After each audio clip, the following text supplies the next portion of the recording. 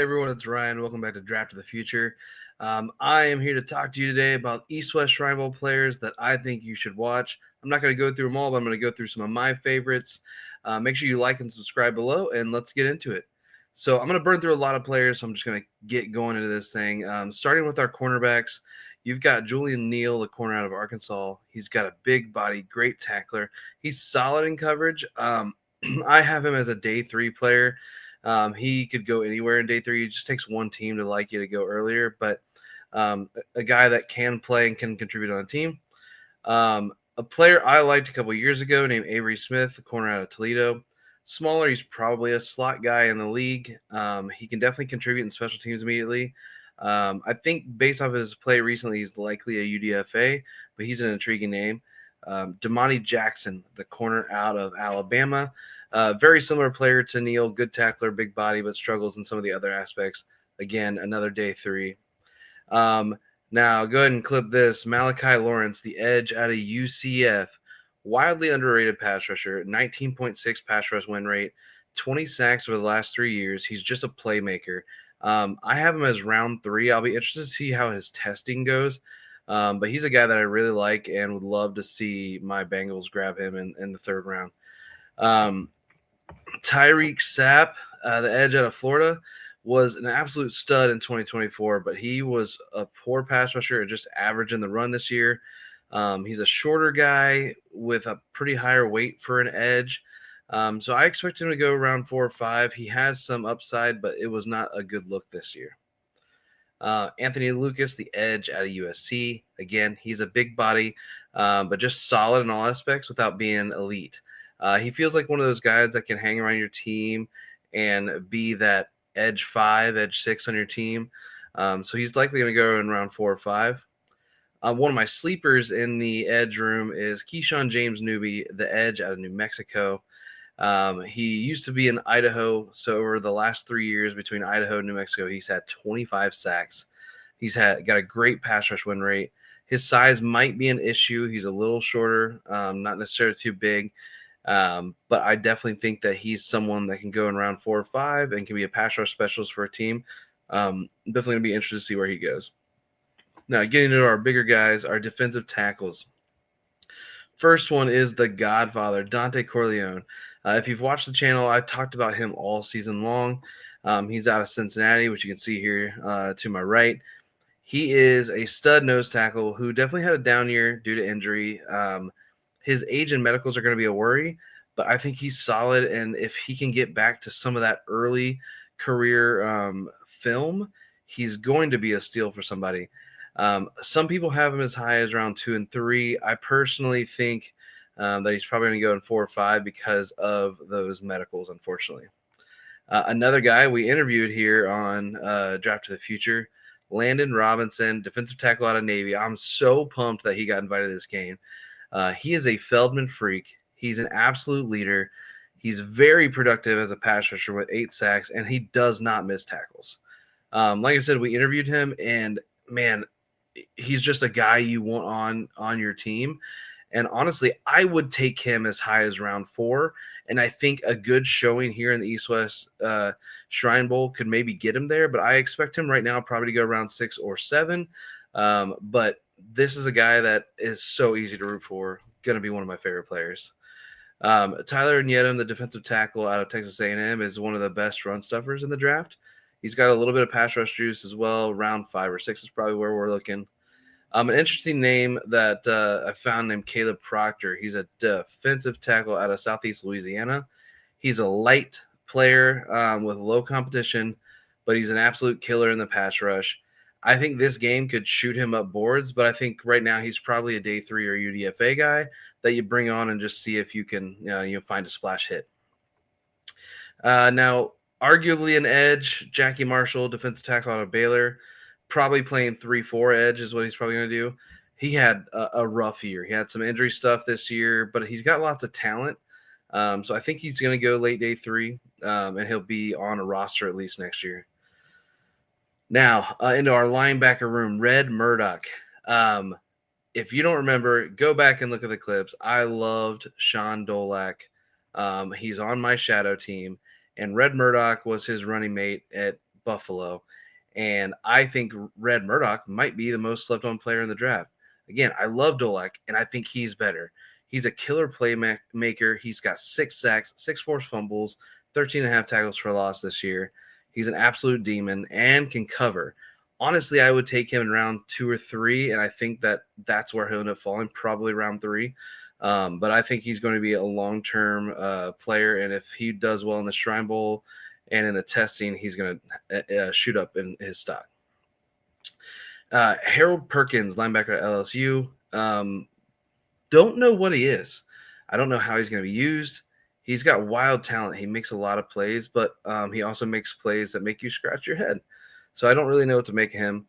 Another guy out of Cincy, Jake Golday, the linebacker, big explosive player. He shuts down the run. I've seen some of the guys like Dan Brugler have him very, very high. I think he's going to go round 2.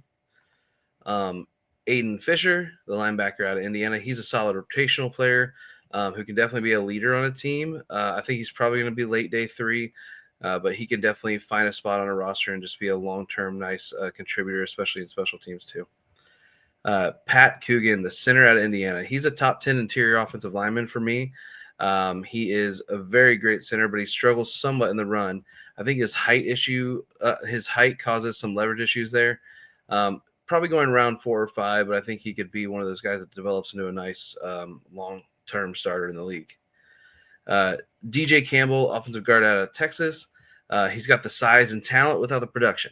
I'm not super impressed with anything that I've seen from him. I think he's going to go day 3 just because he's a guard from Texas. But he'll get a shot. Armaj Reed Adams, offensive guard out of Texas A&M. 6-year player who was absolutely great in 2024, but did not have as good of a year this year. I would think he should have gone last year. He's a 3-year starter, though, at 4 different spots. He's played everything but center. So I think he has that versatility that a lot of teams are going to like, and he'll probably go early day 3, round 4, round 5. You got Micah Morris out of Georgia. Anybody on the Georgia's offensive line, someone I want to pay attention to. So I'll be interested to see how he does here. Another guy I talked about all season, Brian Parker II, the offensive lineman out of Duke. I say offensive lineman because he was a tackle, but I think he's likely going to move to center, maybe guard in the NFL. I think he's got some of the best upside. He just does everything well. He's got solid technique, good use of his hands. I would take him in round 3. I think he probably might go a little later than that, but he's one of those guys that I think a couple years down the road, we're going to be like, wow, he's one of the better centers in the NFL. Jaden Roberts out of Alabama struggled with injuries this year, but I think he made some huge strides as a pass blocker this year. He's got a lot of upside. He'll probably go around 4 or 5. Then probably one of the biggest humans in the entire draft, Travis Burke, the offensive tackle out of Memphis. He's absolutely massive, and he's a solid athlete for that size. He's 6'9". I think he's pretty underrated. The question is the height too much? Honestly, I would take him on day 2, and I don't know that will happen. I think he's probably going to go to the back end of the draft, but interesting guy to watch. I'm going to pay attention to him to see what the league thinks of him. Emil Wagner, the offensive tackle out of Notre Dame. He's light, but he's quick. I'm always interested in any Notre Dame offensive lineman, so I think he's probably going to be a day 3 guy, but definitely someone that you're going to look at. Now, getting into our quarterbacks, I think they just announced a couple more, but I'm going to talk about 6 of the quarterbacks that are going to be at this game, the East-West Shrine Bowl. The first one with the most pedigree is Cade Klubnik, the quarterback out of Clemson. He had a rough year. Looked like he took a step back to the beginning of the season. Again, started to pick it up later in the season. Clemson was just rough to watch this year, but Cade Klubnik is one of those guys that has the pedigree that you look for. But I don't know that he's going to be anything more than a long-term backup in the league. But he's definitely someone that I would be interested in having on my team, especially as a backup to like Joe Burrow. Another interesting guy, Joe Fagnano, quarterback out of UConn. Don't know if I said that right. Dude's a 7-year player. Looks like he may have been struggling with injuries. I didn't really delve into that too much, but he had a really great year. The thing I like about him, he's a quick decision maker who doesn't make a ton of mistakes. So, again, another guy that's probably going to be a solid long-term backup. probably late day 3 at best, maybe a UDFA, but I could see him latching onto a team and finding his way onto a roster. We've got Haynes King, quarterback out of Georgia Tech. The metrics always support him as a great player. I'm not sure his style will work in the NFL.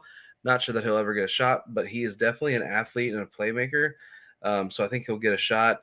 Probably looking again end of day 3. If you're not a first round quarterback, you're probably 5th and later. Then we've got Mark Gronowski, my guy that I followed this year out of Iowa. Super let down this year with how he performed, but he's got some great legs and can be a great change of pace type guy. It'll be interesting to see if he ends up like maybe changing positions in the league. But again, another guy that I think late day 3 gets a shot. Baron Morton, the quarterback out of Texas Tech, was a guy I thought was going to be a sleeper, but he put me to sleep at the end of the season. So I think he's probably going to go undrafted, but might make a camp. Who knows? And then Miller Moss as well. This year at Louisville, I definitely noticed the lack of arm and placement throws that I just didn't think he can make it in the NFL. But he's definitely someone still to pay attention to. Now into some of our playmakers. We got some running backs. Roman Hemby, the running back out of Indiana. We've been seeing a lot of him because of the college football playoff. He's definitely a bruiser who I think can be a good rotational piece. I don't think he's going to be like a number 1 back. Probably take him day 3 as well. Then we've got Robert Henry Jr., the running back out of UTSA. He's a small, speedy guy, but does have a little bit of muscle to him. Fumbled it a lot this year. Think he's going to be a late day 3 guy that could be a contributor on a team. Then we'll move into the exact opposite player, C.J. Donaldson, the running back out of Ohio State. He's massive, I think 6'2", 238. He's your goal line back, probably taken late day 3. Now my favorite running back / fullback / wide receiver in this entire draft, and again, this is probably showing a little bias as a former military member, but Eli Heidenreich, the running back out of Navy. I absolutely love this guy. I wrote that he's a faster Kyle Juszczyk, elite pass catcher. I honestly think he could be used as a slot. I personally, and I know Matt would agree with this, want him to be in San Francisco. I think that Kyle Shanahan could make the best use of him and make him a star in the league. Looking round 4 or 5, but I absolutely love him, and I think he's going to be a star. Now getting into our safeties, we've got Ahmad Moses, a safety out of SMU. He's not an elite guy, but he's definitely a versatile chess piece. I think he can be, the team's 3rd or 4th safety that can, play a little bit, and he can be a special team star. So you're probably looking round 5 or 6. Then we're moving to Miles Scott, safety out of Illinois. Again, another solid all-around player who loves to get downhill and pop players in the run game. He's got some really good instincts as well. I think if this was a lesser safety class, he could go a lot earlier than I think he's going to go. But I think he's going to go round 4 this year. Now Cole Wisniewski, the safety out of Texas Tech, was absolutely elite at NDSU, and that jump from NDSU to Texas Tech could have caused problems, but he still performed pretty well at a high level. He's a big guy, 6'4", can definitely handle the tight ends well. I think he's going to go in round 4 or 5.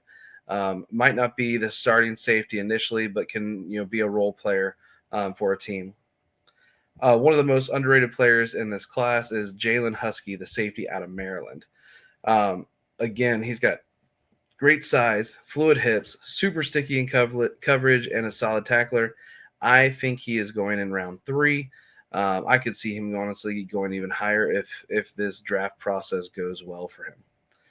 Now into our tight ends. I'm not necessarily the biggest fan of this tight end class, but there's definitely some guys. And this Shrine Bowl has guys I'm not necessarily the biggest fan of. But Eli Raridan is the exception. He's from Notre Dame, 6'7", contested catch guy, big body. He's a solid blocker. I think he's going to be a better pro than he was a college tight end. I just hope he gets to a team that can use him and will make him that red zone target that can be. Lake McCree, the tight end out of USC, is an intriguing late round guy who doubles production this year in his 5th year. So it'll be interesting to see if that upward trajectory continues on in the league. And then Jack Endries, the tight end out of Texas. He's very light. His Cal tape was very solid, but he didn't have a great year at Texas. Probably going to be a late day 3 guy. And then finally into our wide receivers to round out who to watch. We've got Aaron Anderson, the wide receiver out of LSU. Super small, but he's a speed demon, yak guy. Going to be probably a round 4 or 5 guy. I would expect him to potentially be used on some kick returns and stuff, but his small size and frame might make a team be weary of doing that. Again, exact opposite type guy. We've got Jeff Caldwell, the wide receiver out of Cincinnati. He transferred in this year from Lindenwood. He's 6'5", tall, contested catch guy, likely a late day 3 or UDFA guy. But if he gets onto a team that has a good receiving core, he could be that red zone threat that a lot of teams are always looking for. Kind of reminds me of a Bengals camp star, Alden Tate, that we had a few years ago. Skylar Bell, the wide receiver out of UConn. This is, your stereotypical slot in the NFL. He's a solid route runner, and I think he had a phenomenal year. Everything that comes his way, he catches, so he's got really solid hands. He'd be perfect to pair with a wide receiver 1. I like the idea of him going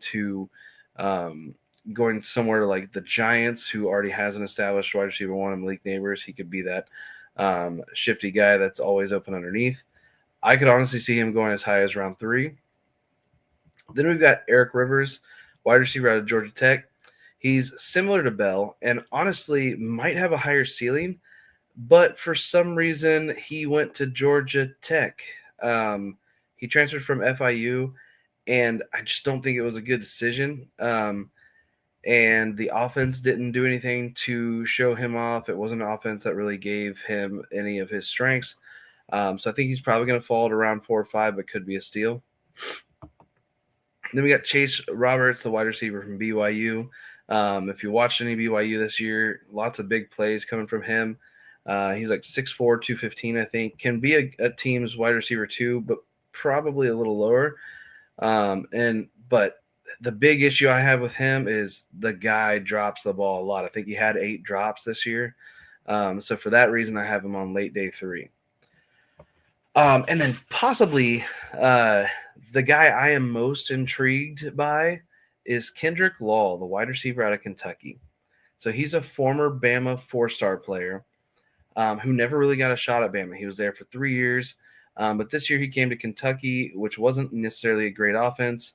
But he's got elite hands, runs solid routes. He was producing quite well this year. I think he's going to be a slot at the next level for sure. Because of his lack of production over his career, you're probably looking at around 5 or 6 right now.